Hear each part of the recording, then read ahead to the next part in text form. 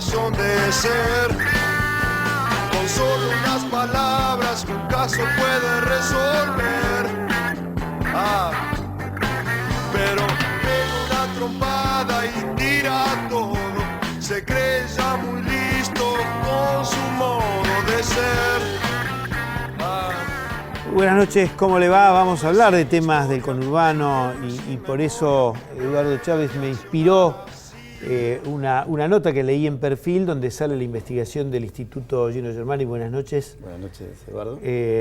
Donde hacen una medición de la pobreza en el Gran Buenos Aires en los últimos meses de 2014, pero la actualizaron ahora en 2015. Por eso también, Daniel Méndez, gracias por venir. Te llamé porque ustedes también tienen un índice de precios y además por la militancia que llevan a cabo tienen un pulso de lo que pasa en las barriadas del conurbano. Y hablé con Eduardo Murúa, buenas noches, a raíz de una represión de la bonaerense en la zona norte, y ustedes desde la CETEP y vos como uno de los referentes del movimiento de empresas recuperadas, después nos contarás. Bien. Y por supuesto a Hugo Pressman, porque es un colega, el que respeto, el que quiero, además es contador y de los temas de economía nos puede también echar luz y ayudar.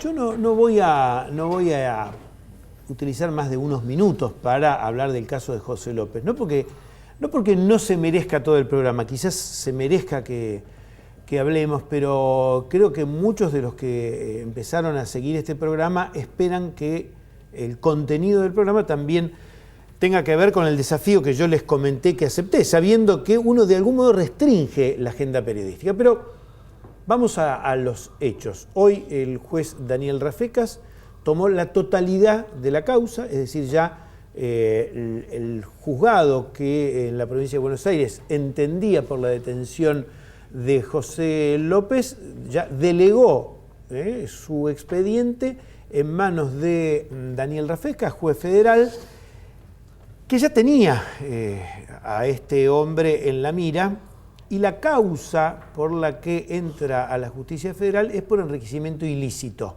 Solamente un funcionario puede ser juzgado o puede ser procesado por enriquecimiento ilícito. Hoy José López no quiso declarar, el juez Rafecas tiene 10 días hasta decidir si le dicta prisión preventiva o no. Por supuesto, todo el mundo descuenta que le va a dictar prisión preventiva, y además en estos mismos días se sabe, ya está en un cronograma, José López tendrá que ir los primeros días de julio al juzgado de Marcelo Martínez de Giorgi, donde tramita desde hace 7 años una causa por malversación de fondos en la Fundación Sueños Compartidos.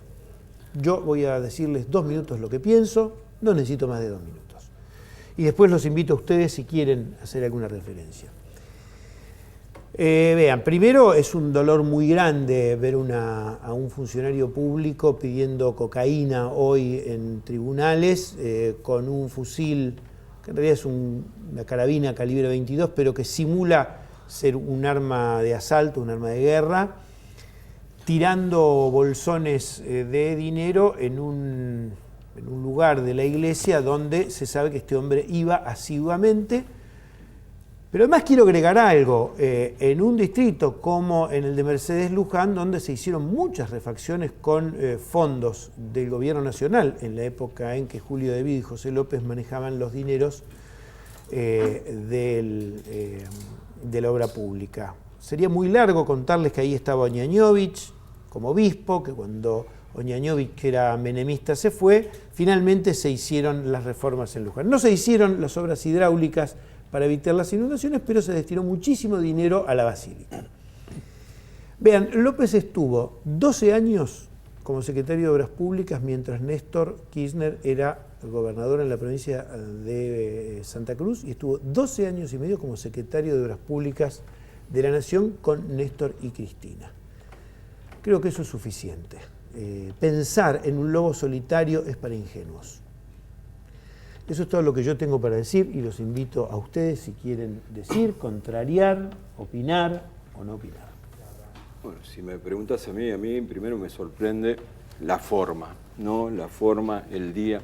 A mí me parece que esto es una operación total de los servicios de inteligencia, ¿sí?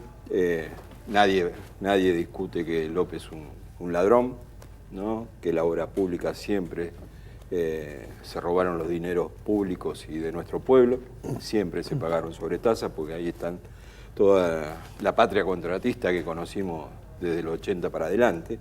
Y en este caso lo hicieron el mismo día. Vos fíjate que lo hacen el mismo día que hacen la amnistía a los fugadores de capitales. El mismo día que se vota la ley de amnistía a los que se fugaron los capitales, ¿no? Es el día que aparece López, que sí es un ladrón, que seguramente es ladrón, que yo sabía que era un ladrón. Lo hicieron, el poder. Yo no tengo ninguna duda que lo hagan tirar bolsa en un convento, ¿sí? Con el simbolismo que tiene. O sea, que él fue, como dice Bonafini, un infiltrado. Vos decís que él... No sé si fue un infiltrado, qué es lo que se está jugando, ¿sí? No, yo no estoy... el tema del gobierno, yo sé que lo hacían, sé que robaban, ¿está claro? No estoy discutiendo eso. Digo la oportunidad del día en que lo hace y cómo utiliza el poder, ¿sí? Este mecanismo simbólico que estemos discutiendo de López hoy y no discutiendo la amnistía que le dan a los grandes fugadores, a los que hoy gobiernan en nuestra patria.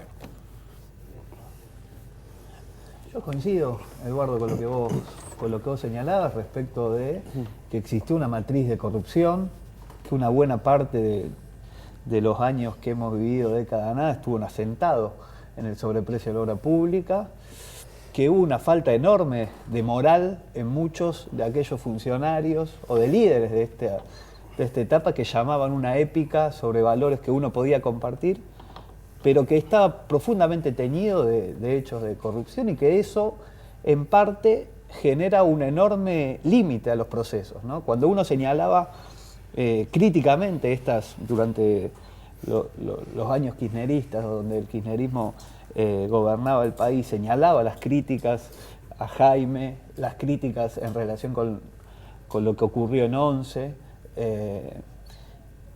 uno era acusado como que le hacía el juego a la derecha. Yo creo que esto nos tiene que hacer reflexionar a aquellos que somos progresistas, que tenemos ideas asentadas en la justicia social, que queremos un país justo, donde los sectores populares y los sectores humildes puedan tener una mejor calidad de vida, que la corrupción tiene que ser denunciada siempre, que no hay ninguna posibilidad de construir un país justo con una matriz que avale y que se asiente en dirigentes corruptos, y que esto no es un hecho aislado, que estaba en la matriz de la concepción política del gobierno anterior y que en parte expresó los límites que hemos vivido en estos años, años de muchísimo crecimiento, pero con una pobreza estructural que en su esencia no ha podido ser penetrada para incorporar a millones de compatriotas, y que en definitiva le abrió el cauce a que vuelvan ideas digamos, liberales, expresadas en Macri, y que en parte hoy vemos la enorme dificultad para aquellos que cuestionamos momentos donde alumbraban las consecuencias de las políticas económicas que se implementan en estos tiempos, donde la pobreza, los diagnósticos, como acá el amigo y como otros estudiosos empiezan a poner de relieve el impacto que tienen las tarifas. De repente el gobierno encuentra oxígeno amparado en estas barbaridades de funcionarios corruptos que le van a allanar probablemente el camino para implementar un modelo económico que va a tener grandes consecuencias en los sectores populares.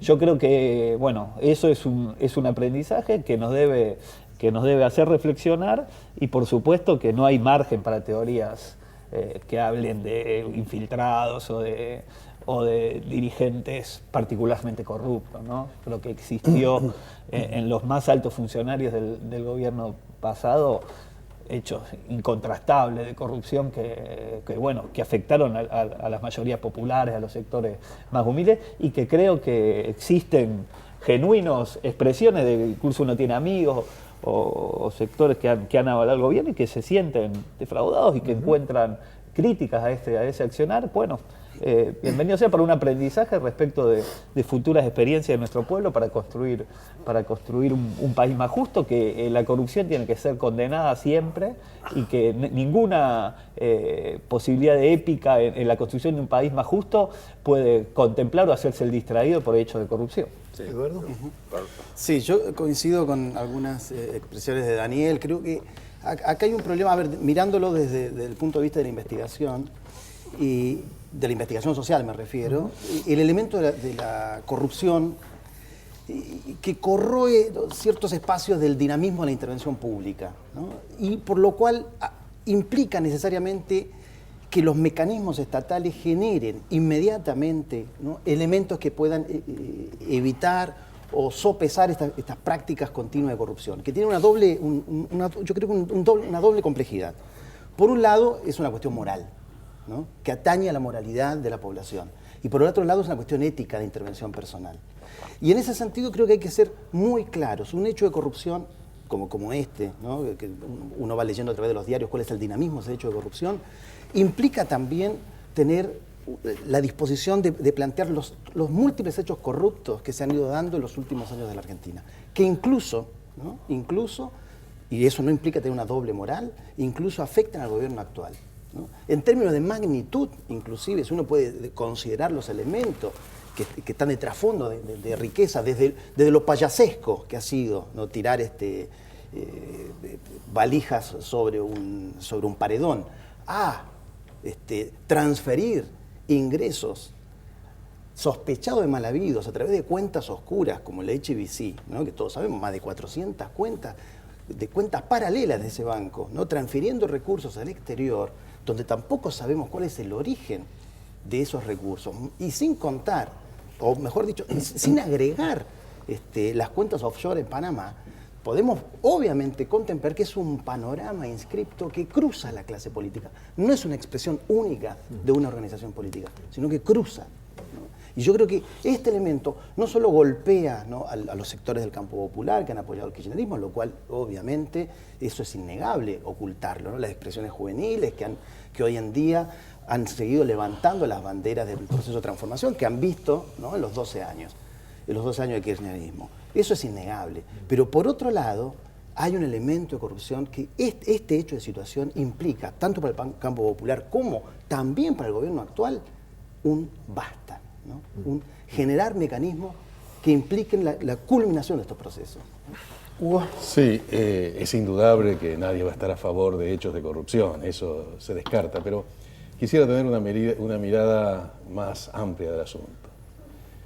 Yo creo, como Marx decía, el capitalismo llega chorreando sangre y lodo. El sistema está basado en la apropiación, en el robo y en el despojo. Esa es la forma como se construye. Eso no significa que haya que acotar los temas de corrupción. Todos los organismos humanos, todos los gobiernos tienen márgenes de corrupción. La cuestión consiste en determinar esos márgenes, qué márgenes existen y además hasta dónde llega la corrupción. No es lo mismo que robe un funcionario menor que la corrupción llegue hasta las máximas instancias de un gobierno. Eso establece una diferenciación muy importante. También es necesario señalar, porque justamente la corrupción atraviesa el sistema, es que muchos de los que se rasgan las vestiduras ante los hechos de corrupción tienen cientos de cadáveres en el placar. Cuando uno ve a los grandes medios efectuando campañas sobre la corrupción, cuando ninguno de sus directores podrían soportar siquiera una investigación. Hay varias investigaciones que están truncas, como la de Arbizu, por ejemplo, que involucra a los dirigentes empresariales y a los directivos de los principales medios de la Argentina. Es cierto que acá ha habido una matriz complicada, pero al mismo tiempo quiero decir que es falso decir que la situación en que se encuentra hoy la Argentina es consecuencia de la corrupción.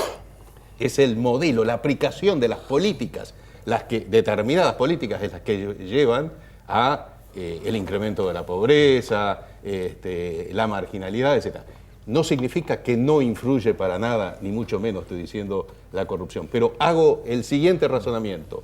Supongamos el gobierno de Macri, que ha puesto una vara que para un gobierno hecho de CEOs y de empresarios es imposible de cumplir, porque su trayectoria está hecha con cadáveres en el placar. Entonces, supongamos que no existe un peso de corrupción. No existe más la corrupción en la Argentina. ¿Creen que va a cambiar el nivel de pobreza, de miseria y marginalidad con las políticas que implementa el gobierno de Mauricio Macri? Entonces, ojo que no nos pase como en la década del 90. En la década del 90, en donde el mejor periodismo, el periodismo de investigación que denunciaba, se centraba fundamentalmente en los hechos de corrupción, cuando la gran corrupción era que nos estaban robando el país. De manera que creo que el panorama debe ser amplio, comprender la totalidad y el funcionamiento del sistema. Y al mismo tiempo, porque cuando uno dice estas cosas parece que es permisivo con la corrupción, no, debe ser sumamente duro sobre casos concretos que se determine que hay corrupción. En este caso es evidente, pero también lo que se puede ver en programas de televisión y radiales, en que los periodistas actúan como tribunales, en donde simplemente se afirma que fulano de tal robó, simplemente cuando hay una denuncia. De manera que también en eso hay que tener cuidado, porque si no, todo queda bastardeado. Y lo que sí es cierto que todo esto produce una profunda desconfianza en la política. Y cuando se produce una profunda desconfianza en la política, es el único arma que tienen los sectores populares para cambiar la sociedad. Por lo tanto, hay que tener mucho cuidado con el tema del desprestigio de la política, a la cual gente como López contribuye aceleradamente. Yo estoy tentado, si ustedes quieren seguir hablando de esto un rato más, estoy tentado a sugerírselos. A mí me parece que es un tema que amerita por lo menos una rondita más. Yo voy a ser muy breve diciendo lo siguiente. La justicia estos últimos años, pero de manera muy clara, trabajó muy vinculada a personajes claves de lo que llama el servicio de inteligencia, es decir, gente que tiene además dentro de la estructura del espionaje, tiene la misión de vincularse a los jueces federales. Y en Comodoro Pi pasan señores que cuando uno está con alguna fuente o algún abogado o incluso algún magistrado, te dicen, bueno, ese es el que tiene la CIDE para contactar. Y después, las cosas que cuentan, que yo no he visto llevarle plata a un magistrado, pero las cosas que cuentan es que esos personajes de la CIDE llevan plata. Si llevan plata de los fondos reservados, si llevan plata de la matriz de corrupción de la obra pública, yo no lo sé, eso no se me escapa, pero digamos, eso no es que existió, eso existe. Y por algo, así como uno conoció muchos nombres, ustedes lo saben, los que me han seguido, yo cuando llegó César Milani a la jefatura del ejército, lo dije con toda claridad, no hay ninguna duda de que este hombre viene como red de auxilio para la inteligencia interior, un hombre manchado por lo menos con la participación del secuestro de un soldado. Ahora, esto sigue ahora, y fíjense que la pelea entre Elisa Carrió y Daniel Angelici tiene que ver con esto. Daniel Angelici, Gustavo Arribas, la turca Madjalani, es decir, hay una estructura de gente con viejos personajes de la CIDE de la época de la Rúa. A ver, Darío Richante fue abogado de Vudú y a su vez era digamos, el hombre que negociaba con Estiuso. Después Estiuso podía trabajar para uno, podía trabajar para otro. Entonces, además de que hay un gran problema con que efectivamente a veces los periodistas nos conformamos, incluyéndote a vos mismo con el cuidado que tenés, pero nos conformamos en no solamente formadores de opinión o informadores, sino que nos conformamos como una especie de tribunal. Bueno, esto tiene que ver con que la justicia federal, en particular Comodoro Pi, ha sido y probablemente siga siendo un lugar de un desprestigio inmenso. Daniel. Sí, el problema es que yo estoy de acuerdo con que existe un sistema capitalista profundamente corrupto. Ahora, desde los sectores populares, cuando se busca la mejora de la situación de millones de argentinos y se construye un modelo defendiendo esas ideas, se tiene que tener ejemplaridad. Y la verdad es que el problema que ha habido y que ahora salta a la luz, pero que ha estado muy en evidencia en los últimos años, es que la cúspide del poder político estuvo lleno de chorros. Eso es lo que hoy está en evidencia y que lamentablemente con el correr del tiempo va a quedar más expuesto. Y eso le hace un gran deterioro a aquellos que peleamos porque los sectores más humildes y los sectores populares puedan avanzar en su situación social a partir de una pelea que está claro que aquellos que hoy tienen el poder tienen cuentas offshore, tienen determinados mecanismos en el mundo financiero, ahora eso defienden a los poderosos. El problema es que acá se ha puesto sobre los sectores populares un modelo económico, un modelo de país que venía a dar una pelea que estuvo perennemente corrompido. Digamos, ahora, eso le hace un enorme daño y es parte de lo que las estructuras políticas tradicionales, una serie de límites que hoy abrieron la puerta a que vengan ideas que probablemente le hagan mucho daño al pueblo. Y ahora eso me parece que nos debe llamar a la reflexión, a la condena y a la cárcel para toda esta manga de delincuentes, y luego una reflexión en pos de lo que tenemos que venir a construir desde el campo popular como una alternativa superadora que se pare en una mirada autocrítica y crítica de todo el tiempo que hemos vivido en los últimos años. Sí, a mí lo que me sorprende es que hoy estemos hablando de corrupción y que me hables de que, digamos, que en el 2003 no sabíamos que robaban, ¿sí? Que el Estado no robaba, que el Ministerio de Obra Pública hacía los negociados, que hacía los, digamos... Está bien, de verdad que nuestro movimiento y nosotros siempre fuimos muy críticos, nunca estuvimos en el gobierno, ¿sí? Como otros, pero nosotros, digamos, los pueblos saben cómo se utilizan los recursos del Estado y cómo se roba al conjunto del pueblo entre los grandes empresarios y la clase política. No es casualidad que la clase política no viva en el medio de nuestros barrios, ¿no? Se ha convertido ya en una clase, y toda la clase política. De hecho, si vemos la Cámara de Diputados, 256 diputados, todos blanquitos, todos con perfume francés, definiendo la suerte de millones de argentinos que no somos todos blanquitos ni todos usamos perfume francés. Así que definir hoy, asombrarnos y preocuparnos porque si debido cobraba el 20 de arriba o el 20 de abajo, sí, me parece que nos estamos equivocando mientras está pasando el ajuste más salvaje que sufrió nuestro pueblo, casi igual que la dictadura, que ha cambiado la Constitución esto de empezar a pensar de qué fuerza política hablamos para enfrentar un gobierno que viene a destruir no solamente a esta generación, sino a las futuras generaciones, ¿no? Me parece que esta idea de meter a la sociedad en una discusión que no es la que está sufriendo nuestro pueblo. Sí, pero yo quiero puntualizar lo siguiente.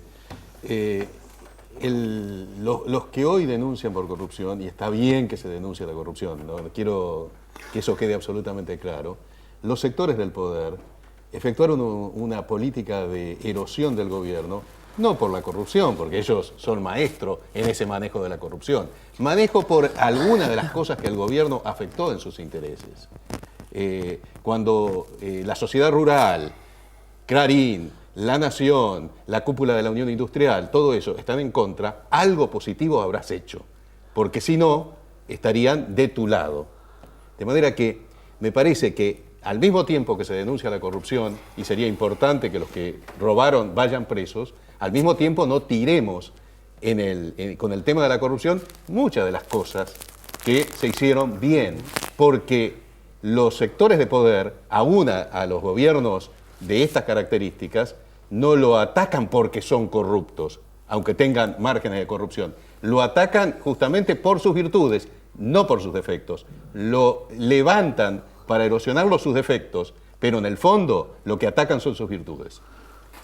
Bueno, más tarde vamos a presentar, ¿no?, la información sobre datos de pobreza, la situación que se está viviendo en el conurbano ante justamente el proceso de ajuste y de la estrategia del despido que ha utilizado el actual gobierno. Pero lo que está de trasfondo también dentro de una lógica política es la pérdida, en algún sentido, de ciertos elementos democráticos que no son menores, ¿no? ¿Por qué? Porque el hecho de corrupción lo que genera es deslegitimar una voz. En este caso es la voz colectiva del principal partido de oposición del gobierno actual. lo cual legitima la profundización de algo que vamos a ver, algo que es grave, no es algo delicado. Y por otro lado, y vuelvo acá con cierta intencionalidad de lo ético, ¿no? Porque un hecho de corrupción implica además, ¿no? Como decía Lautaro muy bien, ¿no? Esta idea del enriquecimiento No, rápido, él es Murúa, ¿no? pero no Lautaro. Él es, Todavía no. Perdón, El Vasco. Eduardo el Vasco Murúa.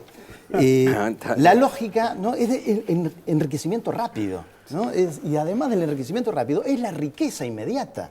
¿Se entiende? No es mejorar mis condiciones de vida en base a la lógica de corrupción, sino que es la riqueza.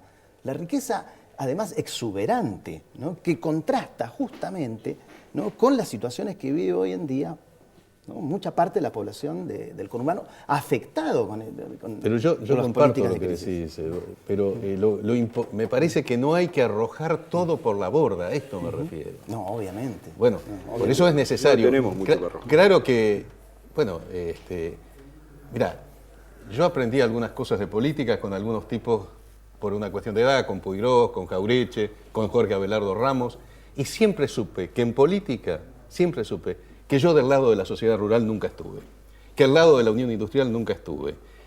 Incluso puedo estar con un burócrata sindical, que de alguna forma defienda a los intereses de los trabajadores. Pero con los sectores concentrados del poder, si ellos están ahí y me atacan, yo ahí no estoy. Y conozco demasiados casos que por izquierda se termina coincidiendo con los sectores más concentrados de la derecha. Como decía Tejada Gómez, el mundo es redondo y si girás mucho a la izquierda, terminás abrazado a la derecha. ¿Quieren seguir No sé, con esto? No sé por quién hablas.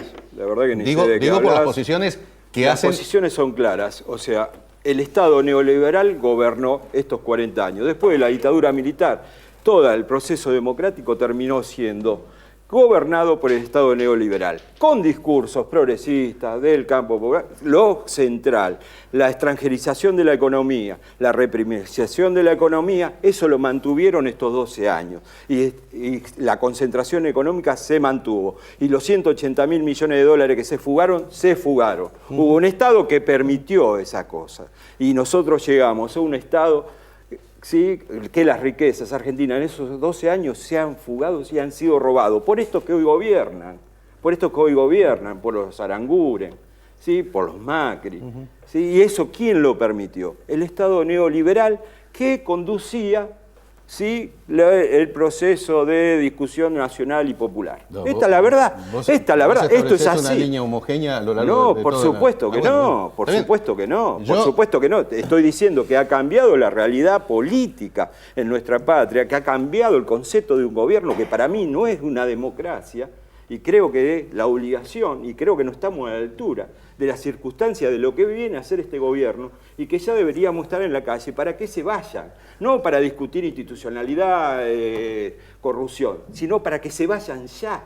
¿Sí? Yo creo que la obligación de las organizaciones sindicales, de las organizaciones sociales como nosotros, si no estamos a la altura de las circunstancias de enfrentar este gobierno en la calle, va a provocar la miseria de años y años en Argentina. ¿Sí? Así que no estoy diciendo, el otro gobierno es lo del otro gobierno. Me parece que el análisis tiene que ser un poco más sofisticado porque, primero, para respetar las reglas de juego, todas las encuestas, lo que uno debería preguntarse es por qué todas las encuestas dan un apoyo a Mauricio Macri, la que menor de edad es 45 y la que más de edad es 63. Entonces, uno tiene que preguntarse, algo pasa en la sociedad que después de haber aplicado a lo largo de 6 meses una retahíla de una ofensiva como pocas veces se vio en un gobierno elegido democráticamente, ganó democráticamente las elecciones, como a pesar de todas esas medidas a lo largo de 6 meses, sigue conservando un grado de popularidad tan alto. Yo creo que, para vincularlo, porque uno de los aspectos que tiene que ver con el consenso que hoy tiene Macri, tiene que ver con el desprestigio del gobierno anterior. Es cierto, y muchas veces, cierto, y tiene que ver también con subestimar los problemas el problema de la corrupción.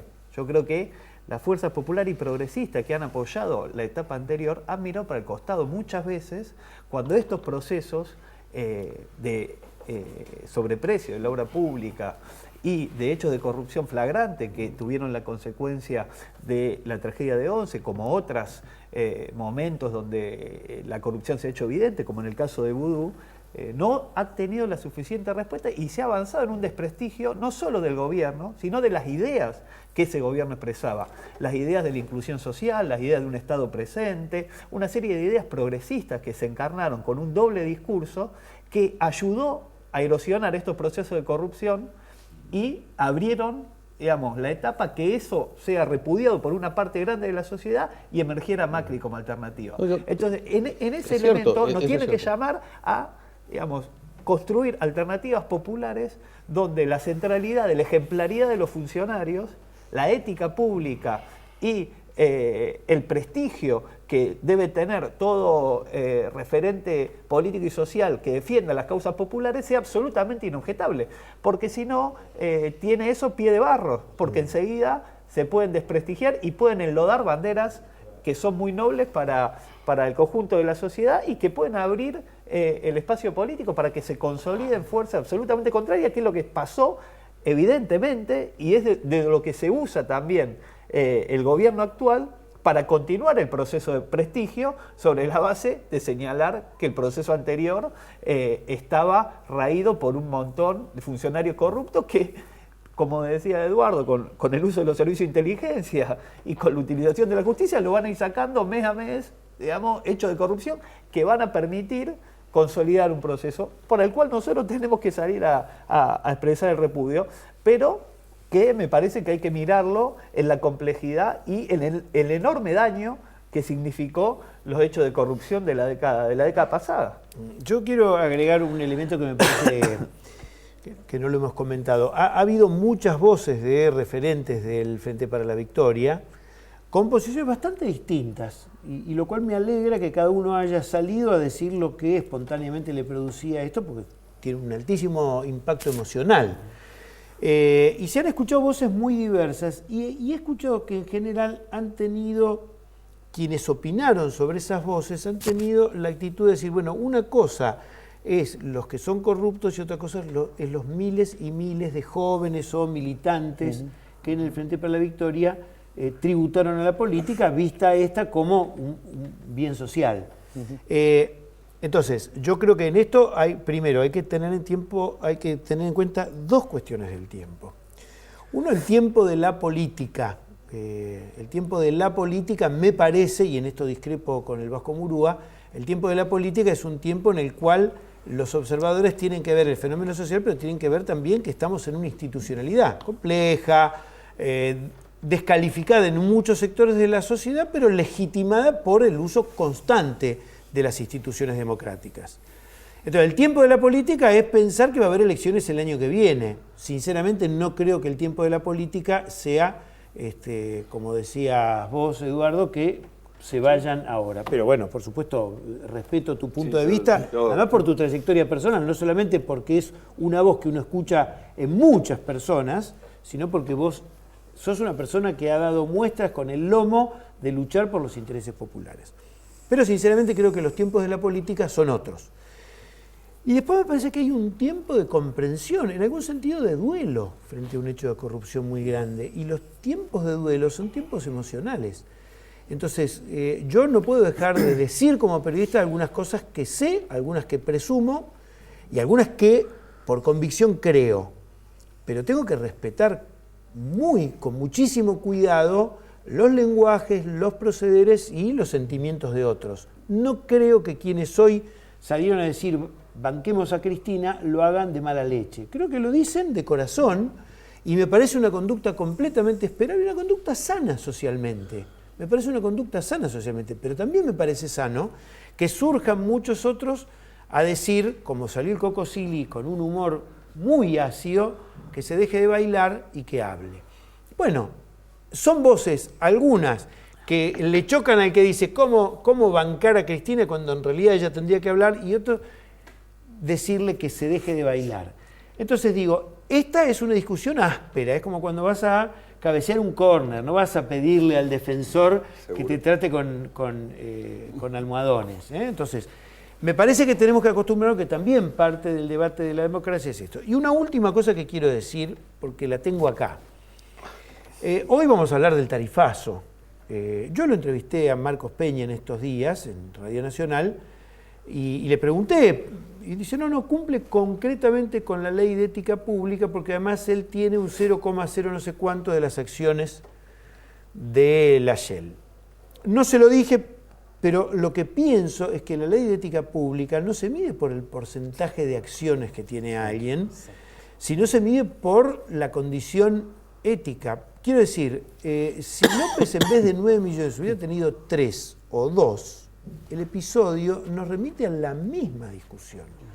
Entonces, si no pasaron los 3 años para que Aranguren asuma un cargo en una materia como la de energía, y no se llamó audiencia pública en un lugar donde la rentabilidad de las empresas, por lo menos de Edesur y Edenor, es bestial, bestial. Con solo ver que son las acciones de refugio de cualquier inversor, Edenor y Edesur, uno ya y no se puede saber cuál es la renta que tienen los dueños de la energía. Y sí sabemos que hay un precio sostén para las petroleras de $70 el barril, cuando el precio en el mercado internacional es de 50. Entonces digo, bueno, ¿qué tienen a favor? Que llevan 6 meses en el gobierno. Por supuesto que Peña, si le tocara, no habrá juicio de valor, pero estar 3 periodos en el gobierno no podría decir ni por asomo las cosas que hoy dice. Entonces digo, también hay una cuestión de los tiempos, en lo que es cierto lo que vos decías, Macri hoy tiene todavía una ponderación muy alta de la sociedad, pero que tampoco crean que este es un país donde nadie entiende nada. Eduardo. Bueno, no, lo que quería hablar era sobre un proceso que marcó en algún sentido la tensión sociopolítica del país, ¿no? Y que tiene que ver con los procesos de redistribución, ¿no? Que afectan obviamente luego, ¿no?, las observaciones sobre la pobreza o la indigencia. Argentina lo que vivió en 12 años de puja distributiva, ¿no?, fue una recomposición que no se había visto, y acá difiero con Daniel en base a nuestras investigaciones específicamente. Es más, esto lo reflejamos en un libro editado hace muy poco y dirigido por Salvia y Lindenboy, mostrando... Perdón, Salvia es el hombre que estuvo y está al frente del Observatorio de la Deuda Social de la Universidad Católica. Y Javier Lindenboy estuvo el otro día acá en este programa, bien, además de ser uno de los grandes especialistas en temas de estadística y empleo y distribución del ingreso. Bueno, ahí junto con un colega, Saco, lo tengo que mencionar porque lo hicimos en conjunto, lo que hicimos fue visualizar cómo se observaba la puja distributiva en el país en los últimos 12 años. ¿No? Es decir, qué sector ganaba y qué sector perdía, y diferenciándolo con la década del 90. A partir de una temática que nosotros trabajamos arduamente, que es la lógica de las clases sociales, ¿no?, basados en mediciones que nosotros hacemos de diferentes fuentes de datos, desde encuestas oficiales a encuestas propias académicas.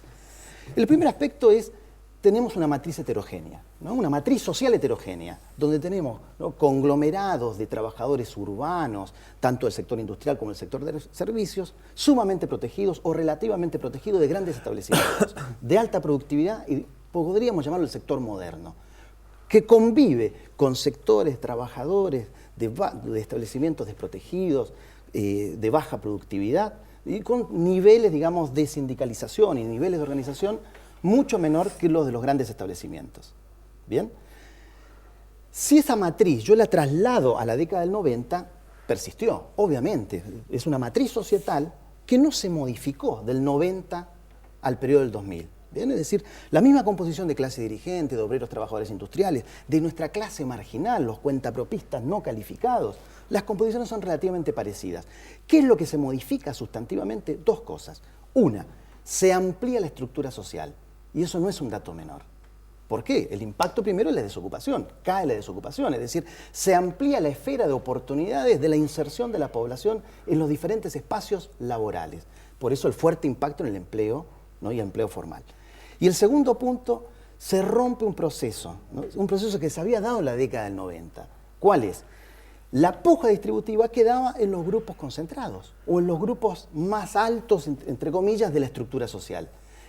El kirchnerismo lo que tuvo en esa puja distributiva fue incidir fuertemente en beneficio de los trabajadores del sector formal. y vuelvo a decir esto, sectores del trabajadores formales, porque los informales, ahí hubo lo que la tradición neoliberal dice, derrame, pero el trabajador formal efectivamente se benefició. Si uno analiza, hay muchas formas de analizarlo, ¿no? A producto de la descomposición del índice. Cerrá, así también pueden Bien. hablar ellos porque conocen Bien. muy bien, Bien. terminar la feria, ellos conocen muy bien por su propia inserción lo que pasa en la economía popular o la economía informal. Claro. Bueno, en términos generales lo que quería mostrar era el fuerte peso, ¿no? Y la mejora distributiva, sobre todo de los sectores trabajadores, del sector servicios y del sector industrial de grandes establecimientos, con alto nivel de sindicalización, es decir, que tenían capacidad de sentarse en las mesas de negociación salarial de una manera fuerte, que le ganaron prácticamente todos los años a la inflación y midiéndolo de diferentes formas. Sí. Aislando las 7 provincias que no modificaron su cálculo de IPC, haciendo el cálculo de poder de compra del Banco Mundial, ¿no? el PPA. 2011 es el único año que no se le ganó. Pero todo el resto se le ganó, o sea, hubo una puja distributiva. Y ese es el elemento central. Ahí es donde se... voy con esa idea. Esa puja distributiva es una de las causas de la inflación, ¿no? Obviamente. Es uno de los procesos. Que los liberales no lo reconocen, solamente reconocen la emisión monetaria. Yo no estoy de acuerdo que la puja distributiva fuera la inflación, el salario no genera inflación, la inflación la generan las grandes empresas y la monopolización que existe en nuestro país.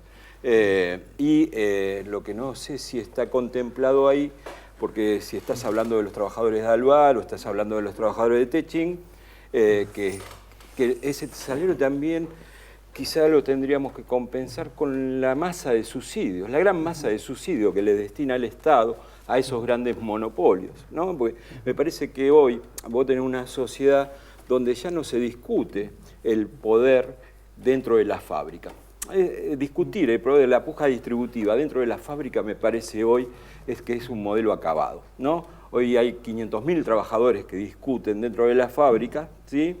Y lo que tenemos que discutir el pueblo es la masa de subsidio que destina el Estado y dónde el Estado destina su subsidio y cómo define cómo sean las clases. Si vos decís, ¿por qué un trabajador de Techín gana tanto? Pero ¿por qué el Estado argentino le deja a Techín que le cobre el 40% más caro el acero a los argentinos que a todo el mundo? ¿Por qué los trabajadores de Alvar ganan tanto? ¿Por qué el Estado argentino, el Estado nacional y popular dejaba que todos los argentinos pagamos esos envases de alimento el 40% más caro que el mundo? Porque le permiten a Alvar ese subsidio del 40%. ¿Quién paga esos salarios? ¿Sí? Bueno, perdón. Eduardo, nos quedan 6 minutos, le quiero decir. Solamente una aclaración. La aclaración que iba a hacer Hugo.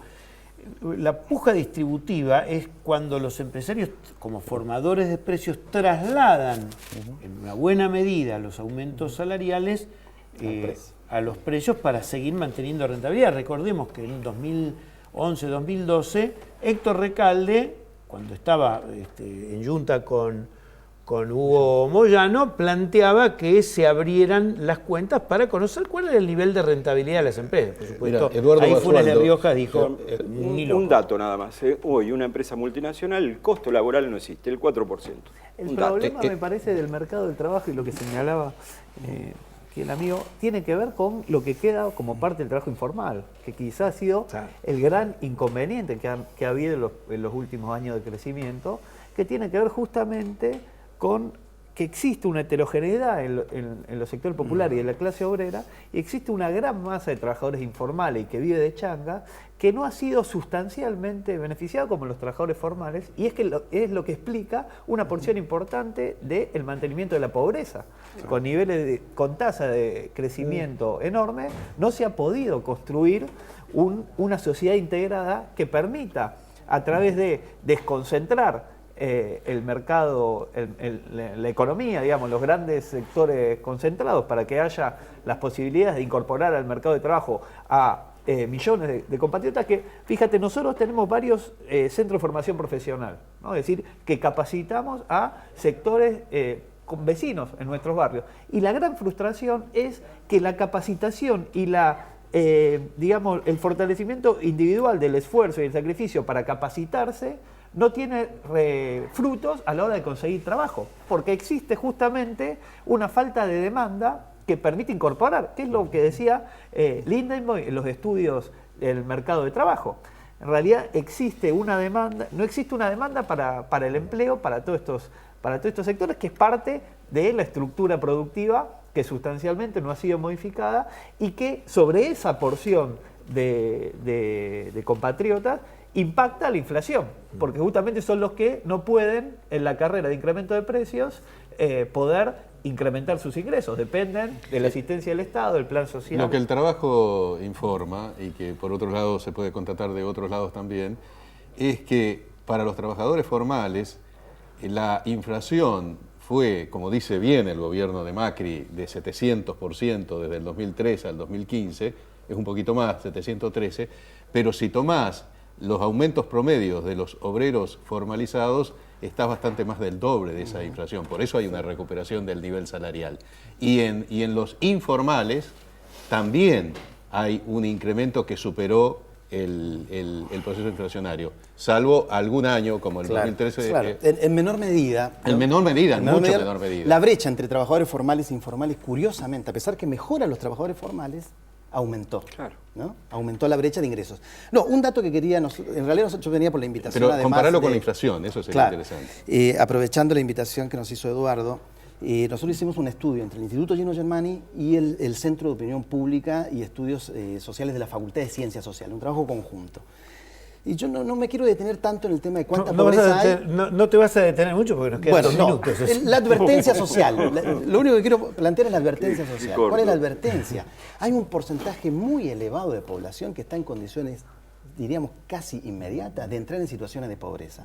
Porque más allá que nosotros en el GBA medimos un 35,5%. 51%. Estamos cerca, en términos generales, 51% en el conurbano. Sí. 48,7% agregando capital. ¿Por qué? Porque mucha gente que está muy cerca, ¿no?, de no tener garantizadas las calorías necesarias. Hablábamos antes con Eduardo. Claro. Hoy día, comprar papa, pagar el boleto colectivo y ver, no pagarla, mirar la tarifa de luz, ya con eso te volviste pobre. Tuviste un incremento en los artículos de primera necesidad de un 50% contra salarios que quedaron congelados al año pasado. Es claro el deterioro ahí. Pero había otra cosa, y citaba al economista Eduardo Basualdo, que es un economista no precisamente del campo neoliberal, que él en alguno de sus libros dice que cuando los gobiernos neoliberales llegan a una distribución del ingreso alrededor del 45%, se producen situaciones como las que sufrió Ilia, como las que sufrió Perón y otros en la lista. Ya lo escuchan a Papo, Gracias Daniel, gracias Eduardo, gracias Vasco, gracias Hugo, gracias a OSDE, que se ocupa de la salud de mucha gente, y de la Fundación OSDE, que acompaña también muchas de las actividades académicas. Por ejemplo, Carlos Acuña recibió un apoyo que le permitió hacer 3 libros de investigación. Quiero mencionar finalmente que empezamos hablando con una cosa tremendamente negativa, pero después aparecen los desafíos, porque afrontar, como lo hizo el juez Luis Arias, no solamente con la valentía que se tomó, quiénes eran y cuántos eran los muertos en las inundaciones de La Plata, contra viento y marea, contra el intendente entonces, contra el gobernador entonces y contra todo el establishment.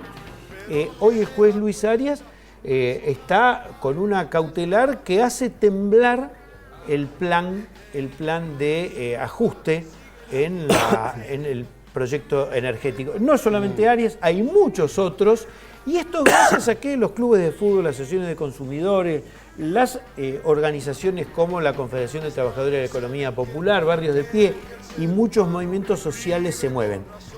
Celebro, Eduardo, que el Instituto Gino Germani, que es un instituto donde conviven distintas posiciones y visiones ideológicas y políticas, se vuelque a temas de alto compromiso, de buen rendimiento académico, pero de alto compromiso con las necesidades populares. Y Hugo seguía haciendo buen periodismo, y bueno, como contador vas a tener mucho trabajo. No sé si